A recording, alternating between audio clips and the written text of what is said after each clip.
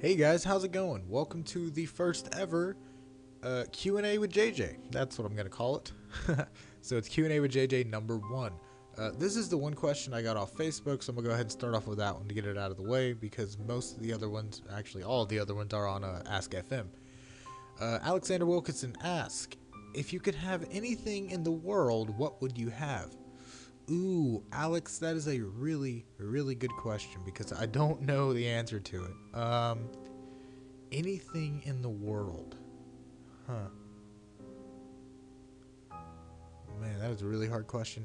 Anything in the world, I would have to say, if I could have anything in the world, anything in the world.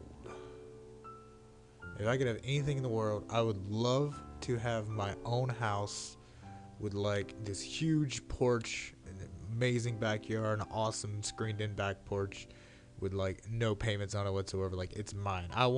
That's if I could have anything in the world, I would want my own house that I have no worries about whatsoever. Like I want to if I could have anything, I want a house that is fire resistant, earthquake proof. I want a house that is everything proof. There's the answer to your question. All right, so there it goes. That's a pretty good answer, I think. I want a house that is everything proof. Okay. Second question. What was your first creepypasta asked by my sweet angel? The first creepypasta, I'll answer this in two ways. The first creepypasta I ever narrated on my channel was the supermarket monster, which is technically not even a creepypasta. It's a troll pasta. It's really funny and really, really stupid. But the first creepypasta I ever heard, which I didn't, I actually listened to narrations before I started reading creepypastas, before I even knew about them actually. And the first creepypasta I ever heard or listened to, or whatever you want to call it, was Eyeless Jack, narrated by Mr. Creepypasta. And that was like some really freaky shit back in the day. Nowadays I've read more and more better written ones and more gory ones and things of that nature. So Eyeless Jack really doesn't do it for me anymore. But when I first heard it, I was like, what the hell is going on? This is some freaky shit. So yeah, my first recorded one was Supermarket Monster, and the first one I ever listened to was Eyeless Jack. So, next question. What made you start reading creepypasta? Now, this is a really good question, and I think whoever asked it, even though there is no name here, but that's okay. I think whoever asked it, because, like I said, it's a really, really good question. What made me start reading creepypasta was actually the video I saw, Eyeless Jack. My fiance's little brother showed me the video because they had been listening to creepypastas maybe years before I have, and they're only, I think, 12 now. So, when me and my fiance first got together 3 years ago, they showed me this video, and I was like, wow, this is really fucking creepy. It's like really good. So I was like, man, I'm gonna check out more of these. And then I started reading them on my own time. And then eventually, me and her little brother started hanging out more. They liked having me as company. I liked them because they were fun to mess around with and stuff like that. I'm the youngest kid, is basically what I'm trying to say. So I never had little brothers. So that's kind of what they are to me. They're like my little brothers by like 8 years apart because I'm 20, they're 12. So anyway, we would hang out in their room and play video games, and I would just read tons and tons of creepypastas. Some of them were really bad and we made them laugh, and some of them were really, really freaky, and we got like super freaked out. We had to like open up the window, like let the light in and all that crazy stuff. So that's really what started me reading creepypastas was Eyeless Jack, the original Eyeless Jack video I saw, and reading it to them, throughout the 3 years that I've been with their sister. So yeah, that's what made me start reading it. Next question. Do you believe that even the unreal is real? I'm gonna go out on a limb and say that you mean, do I believe in the paranormal? So if what you mean is, do I believe in the paranormal, then the answer is absolutely. I've had more than one paranormal experience in my life that pushes me to believe that there is something more out there, and it pushes me to believe that there's something after death. And it's strange for me to say that because I don't want to offend any of you if you are religious, but me personally, I'm agnostic, so that's why it's funny for me to say that I do believe there's something after death. But the reason I say there is something after death is because of what happened when I want to say 14. Now, before I say this, it's kind of a funny story. Before I say this, I do not condone what me and my friend did, and I do not suggest that any of you do it because it was illegal. I didn't do like shrooms or anything. I didn't have like an outer body experience or whatever. But anyway, me and my friend, there was this little community building where like churches would go to, have little parties and things like that. And just because it was a church building, it has nothing to do with my religious views whatsoever. But we broke in there one night because we were being hoodlums and we wanted to see what was in there because they would never let us in because we weren't part of the church. So we went in and we were like, oh man, wouldn't it be so cool if this place was like haunted or something? And I was like, hey man, let's just go in there and start asking questions and stuff. So we both sat down on opposite sides of the room, and we did this about 2 or 3 days in a row. And eventually shit hit the fan. Like we started hearing taps. My friend saw a little girl. I saw a tall guy in a top hat. Excuse me. Sorry about that. Like I was saying, I saw a tall guy in a top hat, and his hand got pulled. My face was almost grabbed. I saw a hand coming towards my face, in which I ran out of I ran out of there, man. I was done. No thank you whatsoever. So that happened. And then when I was maybe a year or so later, I was sleeping in my bed at my mom's house. And let me see. I'm trying to think. I was in that state where it was like half awake, half asleep, not quite awake. You know what I mean? But let me see. I'm trying to think of the best way to say this without sounding like a total idiot. I was half awake and half asleep, and I felt something on my foot. I thought it was just my cat, so I just kind of shook my foot off and thought maybe, oh, I kicked the cat in the head. Whatever. I don't care. I don't like cats anyway. So when it happened again, I was a little unsettled, but still I was like half asleep, so I didn't bother with it as much. And I just, kicked it off again. And then the third thing, it wasn't just one foot. I felt something grab my ankles and start pulling. So I that woke me up. Like I darted out of bed and I looked down towards my closet where my feet were because, my bed was facing towards my closet. And there was this white face. Maybe it wasn't huge, like it wasn't enormous or anything. It was just like a normal sized face, but it was totally white. I know it sounds like Slender Man, but he actually had eyeballs, sort of. It was a totally white face, and he had like these huge eye sockets that were nothing, but they were just like black, like deep, deep black eye sockets. And he also had this weird, like really big mouth, and I was like, oh shit, I froze. And then like he opened his mouth and he was like, "Argh!" Like I don't know if he said anything. If he did, I didn't understand what the hell he was talking about. But he was like, "Argh!" And I honestly, even at like 15, I screamed for my mom. Like, I'm just being totally honest with you guys. I saw this face and I freaked the hell out because I was sitting there like in my underwear, and this weird ghost thing was like, "Argh!" I'm like, "Mom, mama, mom!" So I was freaking the hell out. So yes. In a nutshell, I do believe that the unreal is real because it is real. I've seen it for myself. So yeah, that I hope that answers that question. I totally just like embarrassed myself, but okay. What is your favorite black and white movie? Oh, okay. Different kind of question. That's good. Let's see. My favorite black and white movie would have to be the original Phantom of the Opera or the original King Kong. Now, the original Phantom of the Opera is a silent film, but spoiler alert, there's a scene in the final scene of the movie where they're chasing down the Phantom through the city. There's this amazing scene. Now, it's a silent film, so you have to remember everything, like all the emotions is shown like strictly through facial expressions and actions. And the way, I can't remember his name, I can't remember the actor's name, but the way, hold on, guys. I gotta figure out this guy's name, or it's gonna kill me.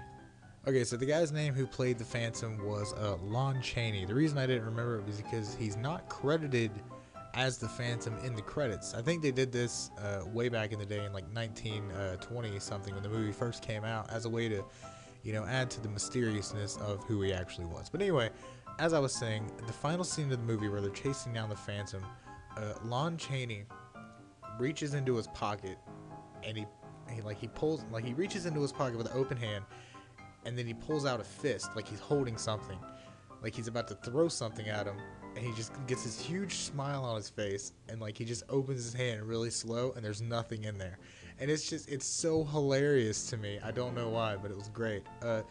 So that's probably my favorite, but the original King Kong was I just watched it again recently, and I just can't believe how amazing the animation is in that movie. As far as stop motion goes, that's one of the best stop motion animated films I've ever seen. So I'm going to have to go with Phantom of the Opera though. So that would be my favorite black and white movie, and I highly suggest you check it out. Even though it's a silent film, it is great, guys, I'm telling you. Alrighty, next question. I kind of saw this one coming. What's your favorite pasta? I like lasagna. No, I'm kidding. My favorite pasta, man, that's a really hard one. It's kind of like a throw up between like 12. Like there's so many really good ones. Good lord. Let me see. I'm trying to think. It's like a throw up between like Autopilot, The Russian Sleep Experiment, Gateway of the Mind, and I think that's it. Those are really like my top three. Really, it's like Gateway of the Mind, Russian Sleep Experiment, and what was the other one? Obviously, it wasn't my favorite. Oh man. And then it's like I start thinking about it even more, and I start thinking about like the Laughing Jack is really good. I don't know. That's a really hard question for me. I'm just gonna go out and say. I'm just gonna go out and say Gateway of the Mind, and here's why. I feel like it could actually happen, and it's like I feel like it may have happened, and we just don't know it yet. And like that last part where the old guy, like at the end of the story, if you haven't read it, I highly suggest you read it. Also, excuse me, if you haven't read it, spoiler alert, just a little warning if you don't want to hear the ending, spoiler alert. At the end, when the old guy goes, "I have spoken to God and he has abandoned us," that gave me so many freaking goosebumps when I first read it. I like crapped my freaking pants. Not even being religious, that shit made me crap my pants. I don't know why, man. There was something about that line that just got to me. And I don't know. It's just, that has to be my favorite pasta. It's really short, it's to the point, it's creepy. And it's not, see, I don't like pastas, excuse my chair, it's kind of squeaky. I don't like pastas that rely on gore to be freaky. That's why I didn't like Eyeless Jack that much, because it was like, oh, he ate a kidney, that's gross, ew. That's not really creepy to me. But things that are more realistic, things that may actually be able to happen, that's the creep factor for me. In my personal opinion, that's what's creepy to me. Things that could possibly happen, so that's the reason why Gateway of the Mind is my favorite creepypasta. Alright. Excuse me. What kind of music do you like? This is a good question. I used to be into a lot of different music. I used to listen to a lot of rap, things like it was mostly Eminem for a long time.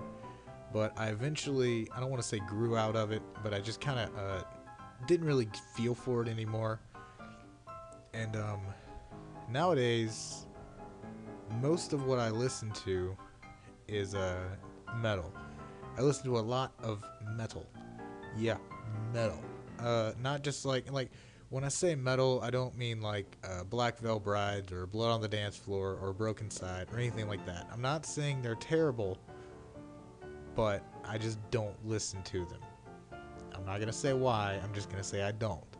Okay, I don't want to piss anybody off, because I know music is a touchy subject, but okay. Anyway, I listen to groove metal, power metal, thrash metal, death metal, mellow death metal, Viking metal, new metal. Basically, all I listen to is metal now. I don't know. It all started in high school, like my senior year of high school, which is not too long ago actually. But it just kind of, my friend showed it to me, and I hated it first, but I kind of it grew on me in a way. And now it's basically all I listen to. My fiance hates it, but you know, what you gonna do? I got my own preferences, and there you go. All right, so that's that question. What do you use to record? That's another good question. The software that I use to record is called Audacity. It's really good. It's very simple with a lot of things to. There's a lot of things in Audacity that you can utilize to your advantage. Is what I'm trying to say, and it's really simple and it's totally free. There's no strings attached when you download it. There's no like malware or adware or anything like that attached to it. It's just Audacity, so it's really awesome. The mic I use, I got it for Christmas this year, well last year since it's 2015 now. I used the CAD U1 Special Black Edition, and it was around 25 bucks. It might seem a little pricey, but you guys can hear, if you go listen to my old videos and then to my newer ones, you can hear the difference in the mic that I used to have, which was a GigaWare boom mic. And so yeah, I use the CAD U1 Black Edition to record, and I also use Audacity to record like the audio or whatever. And I also have a pop guard, so the P's don't sound like this. I hope that gave a pretty good example, and then I can do it with my pop guard, and it sounds so much better. I hope that sounded good. If it didn't, then I just like totally ruined everything. But yeah, the mic was 25, and I think the pop guard was like 10 or 15. So if you can stretch a couple bucks, I would definitely suggest getting a good USB condenser mic, because it can go a long way. See, that's what I use to record. On to the next one. Maybe. Just a second.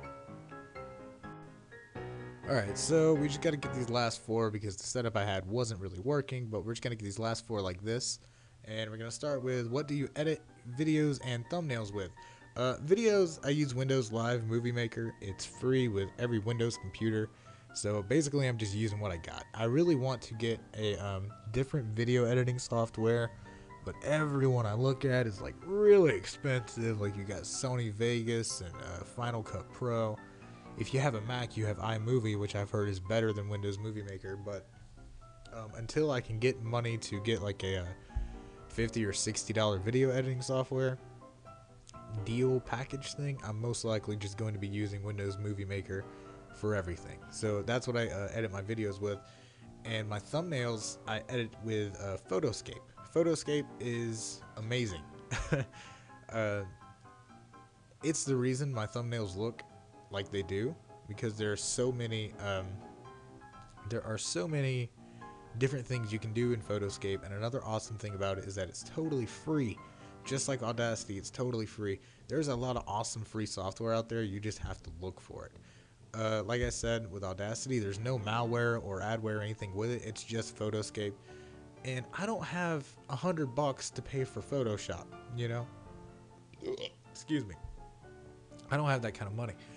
So Photoscape is totally free, and it's just as good, in my opinion. And it's much simpler than Photoshop, from what I know. So, yeah, that's that. Is JJ your real name? Where did it come from if it isn't? That is an awesome question. A lot of people, when they comment on my videos or they message me on my personal Facebook page, they'll say, hey JJ, you know, what's going on?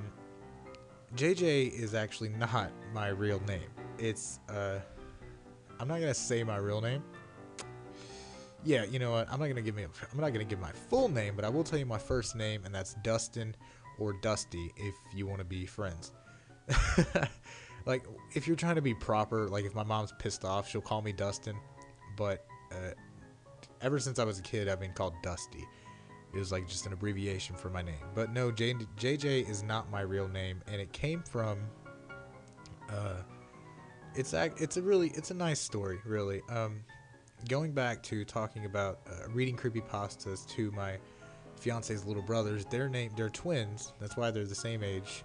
They're twins, and their names are Johnny and Josh. And since they enjoyed me reading them creepypastas so much, I decided to make a creepypasta narration channel and name it after them. That's why I call it JJ's Pasta. It's Johnny and Josh's Pasta. And they like when I first told them about my channel, they were like, "Why'd you name it JJ? That's not your name." And then I explained it to them, and they were like, "Wow, that's really cool. Thanks a lot."